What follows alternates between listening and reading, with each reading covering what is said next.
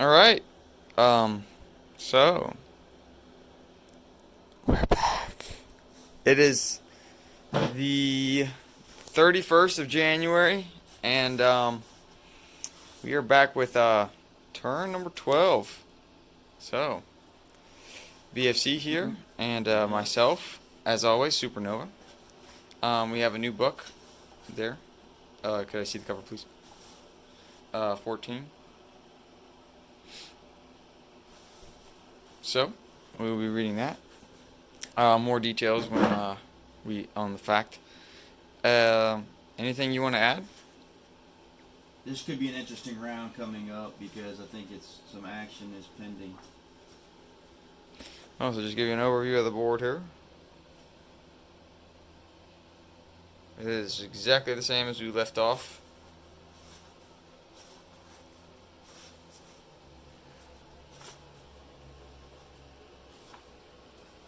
And so, I guess that is it. We will see you after turn 12.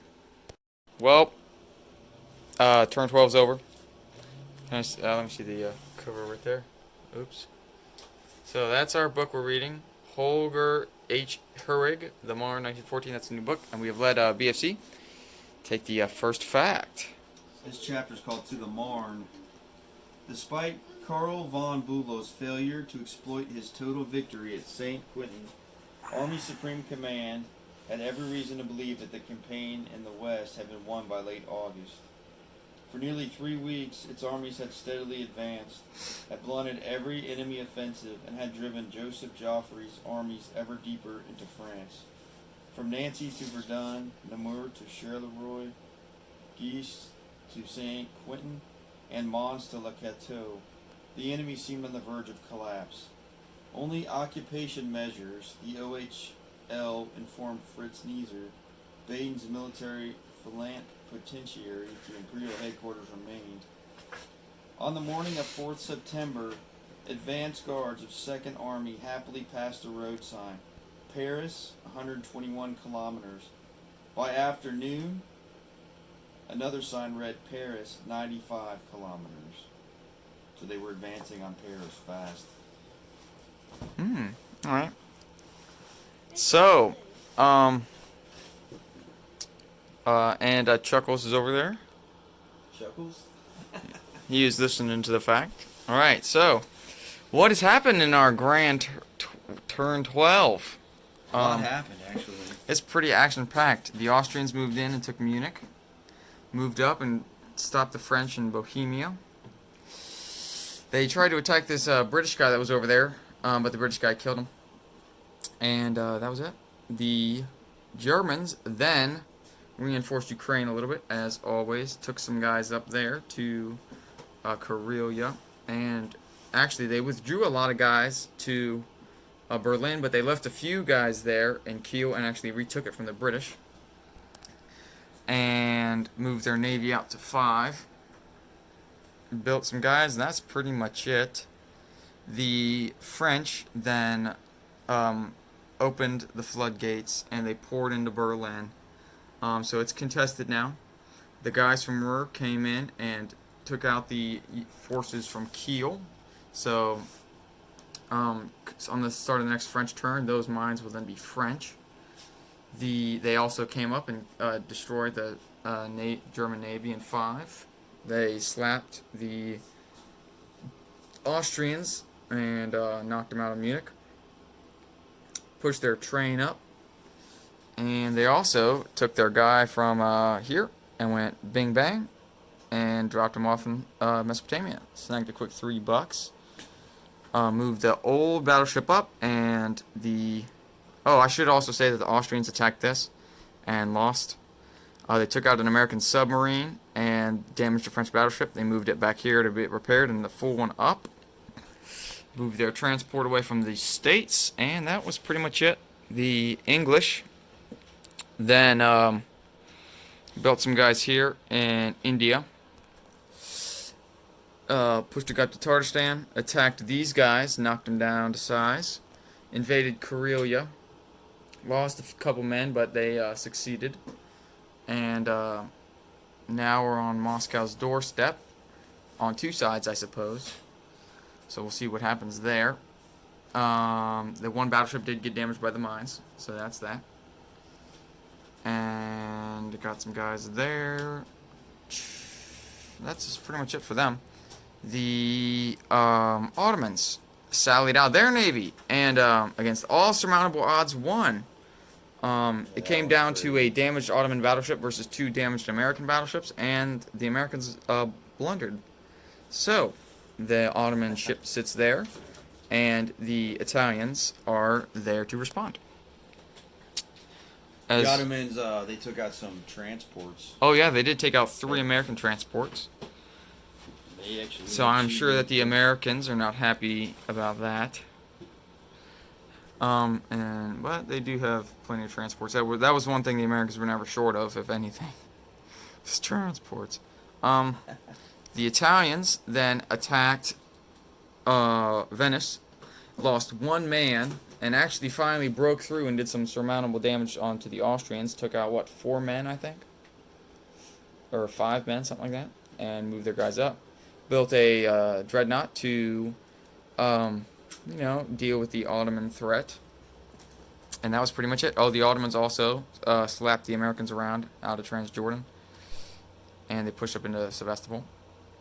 Then the Americans moved their battleship down here, their transport from there up to there, dropped the guys off, and there they're off. And I'm assuming, and they've learned their lesson about losing transports, so they're putting men on land now. Should something go horribly, horribly wrong, they don't want to start losing people at sea as well as transports. Built a few Navy ships, and they battled Serbia. And the Americans actually lost more men than it was pretty much worth. But they did come up and take Trieste with only the loss of a single man. So they got $1 gain on that, and they're right on the doorstep of Vienna. So that's interesting. We'll see how that develops. And yeah, we are moving into round number 13, the summer of 1917. Yes. 1 more turn, and it'll only be a year left in the war. So, any thoughts on the game, BFC? I think we might play Big another Fatty round Chubs. here. Big Fatty Chubs is what BFC stands for. Alright, so, I guess we will get to you after round 13 then. See you in a minute. So, right. The first, fact from this book here.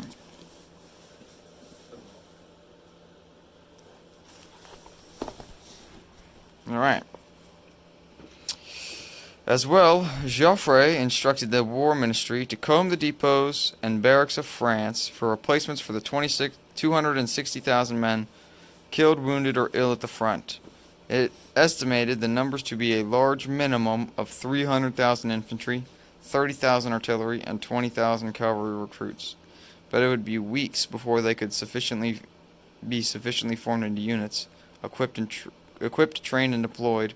The same was true for the draftees of the class of 1914, which by the end of August amounted to 180,000 deemed fit for combat training. Already in late August, War Minister Adolfi Messimi had concluded that while human resources were considerable, the difficulties in clothing and equipping new recruits were considerable but not insurmountable. However, the acute shortage of officers, especially for the infantry, remained le point délicat. Whatever that means. So, now we move on to the events of this round. First, as always, it began with the Austrians. They pushed into Hanover, and they also pushed into Munich. They pushed into the American-held Trieste, and I think that was it. They built a battleship, a few men and a tank. The Germans then moved some of their guys from Ukraine up to Moscow.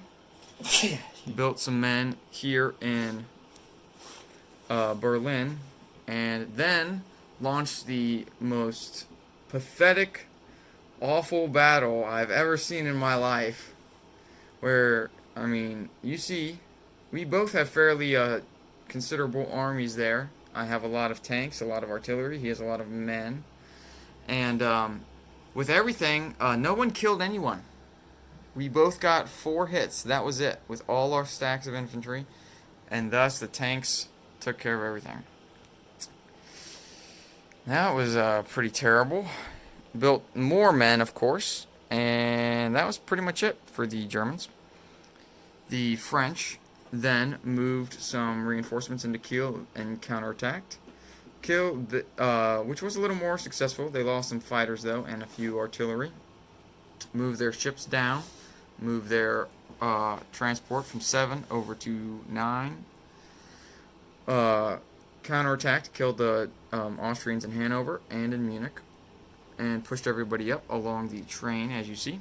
They also attacked and destroyed the Ottoman battleship that was there. Built 3 subs, as in this game. My subs have been hitting pretty good. And they were cheap, so I built a lot of them. Not too much down here in Southern Africa and Western Africa. They got their guy sitting here at 28, waiting to get free. The British built some guys in India, pushed a army forward into Persia, and mopped up the remaining German guy, but then got immediately counterattacked by the Ottomans. They did push up into Livonia, so we've got a little bit of northern Russia liberated there. Move their battleships up, drop some guys off in Belgium, and the Canadians that were here scurried on down to attack the Austrians. Lost 2 men, but they did kill artillery piece, I think. The Ottomans built some men and artillery and pushed up some men into both Romania and into Serbia. They, as stated, they counterattacked into Ukraine, pushed some reinforcements up into Sevastopol, and then they went and took Egypt. The Italians then did the exact same thing the Canadians did. They skirted on down and attacked the Austrians and killed the remaining 2 artillery pieces, leaving them with a man and a tank. They also attacked here, but did nothing, and then the Austrians counterattacked and killed 1 man. So, not too spectacular, but they did build an aerial plane, so that's something, I guess. A couple artillery and a man. They still got their battleship sitting there from last turn. The Americans moved their battleship up, moved their cruiser up there, built another cruiser, and then 2 men and 2 artillery to fill these ships up. The remaining ships that were here, the 3 dropped off here and invaded Egypt, and the 2 from Marseille came over and took Transjordan, effectively cutting these guys off so they don't really have anywhere to go. Actually, they can't go anywhere. So, move their battleship up as well. And I think that is pretty much it. Oh, nope. They left Serbia and hopped into contested Trieste and mopped up the rest of the guys. And now we have a huge multinational army sitting here, and it's great for defense and awful on attacking. So, I think that's pretty much it. Any thoughts, DFC? It's starting to look bad for the Central Powers. I don't know if they can, how much longer they can last. The French are in Berlin, actively contesting it. Yeah. And also border Tyrolia and Bohemia. So do the Italians. And Venice is dwindling down. Budapest is wide open, and these guys can move into Vienna. Serbia is kind of a weak spot. However, it's not worth that much money, and it's kind of not really that useful. It doesn't border anything. It's just there. It's Serbia. So, at least I don't think it's that useful. Yeah. And the English are not looking so hot here against the higher up, or the greater in number are Ottoman army, but they do have some reinforcements coming down from the north, and some coming up from the south. So, I guess that's it for this week. Anything to add? No. Well, we shall see you next week then, when we continue on with turn 14, the autumn of 1917, I believe. Is that correct? Yeah. All right. So, We've been playing this game since December 13 rounds, and tomorrow is February 1st. Yeah. So it takes a while, It's fun though. but it's been an epic game. So, and this has been a production brought to you by the Guardsmen. And this is the Guardsman, over and out.